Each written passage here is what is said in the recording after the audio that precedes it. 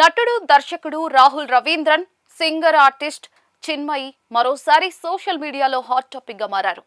మహిళలు పురుషులపై జరిగే నేరాలు, సమాజంలో ఉన్న డిఫరెన్సెస్, తన సినిమా ది గర్ల్ ఫ్రెండ్ ఉద్దేశంపై రాహుల్ చేసిన పోస్ట్ ను చిన్మయి శ్రీపాద షేర్ చేస్తూ భర్తకు సపోర్ట్ గా నిలిచారు. రాహుల్ లాంటి పర్సన్ దొరికితే పెళ్లి చేసుకోండి, లేదంటే మ్యారేజ్ చేసుకుని బాధపడద్దు, మిగతా విషయం మీ ఇష్టం మీ జీవితం అంటూ రాసుకొచ్చారు. అయితే రాహుల్ రవీంద్రన్ చిన్మయి శ్రీపాద 2013లో విడుదలైన అందాల రాక్షసి సినిమా ప్రీమియర్ షోలో వీరిద్దరూ తొలిసారిగా కలుసుకున్నారు. ఆ చిత్రంలో హీరోయిన్ లావణ్య త్రిపాఠికి చిన్మయి డబ్బింగ్ చెప్పారు.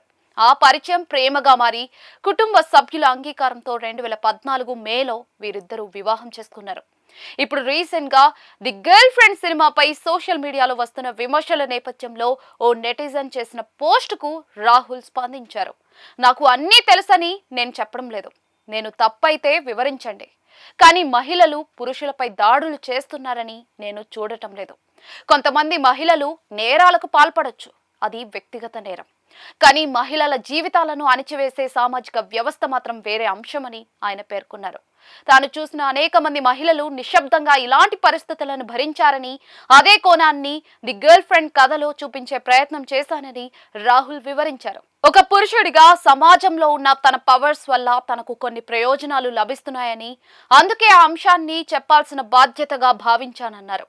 అలాగే ప్రస్తుతం చర్చలో ఉన్న ఓ మహిళ చేసిన నేరం గురించి పూర్తిగా చదవలేదని, చదివిన తర్వాత చెప్పదగ్గ కథగా అనిపిస్తే దానిపైన కూడా సినిమా తీసే అవకాశం ఉందన్నారు. అయితే అది ఒక మహిళ చేసిన నేరం గురించే ఉంటుందని, మహిళలు పురుషులపై చేసే నేరాల గురించి నార్మల్ గా చెప్పడం కాదని స్పష్టం చేశారు. ఆ రెండిటికి తేడా ఉందని తన అభిప్రాయాన్ని వెల్లడించారు. సినిమాలో విక్రమ్ పాత్ర హంతకుడు కాదని, అత్యాచారం చేసే వ్యక్తి కాదని, ఫిజికల్ వైలెన్స్ కూడా ఉండదని చెప్పారు.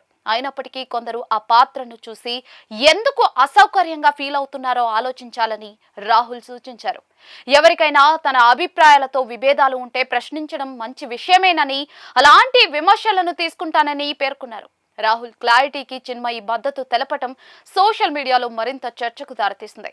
కొందరు ఆమె వ్యాఖ్యలను ప్రశంసిస్తూ ఉంటే, మరికొందరు మాత్రం భిన్న అభిప్రాయాలు వ్యక్తం చేస్తూ ఉన్నారు. ఏదేమైనా ది గర్ల్ ఫ్రెండ్ మూవీ విడుదలైన తర్వాత కూడా దాని చుట్టూ చర్చలు ఇంకా కొనసాగుతూనే ఉన్నాయి. సినిమా మెసేజ్, దానిపై అభిప్రాయాలు, దర్శకుడి క్లారిటీతో సినిమా మరోసారి నెట్టింట హాట్ టాపిక్ గా మారింది.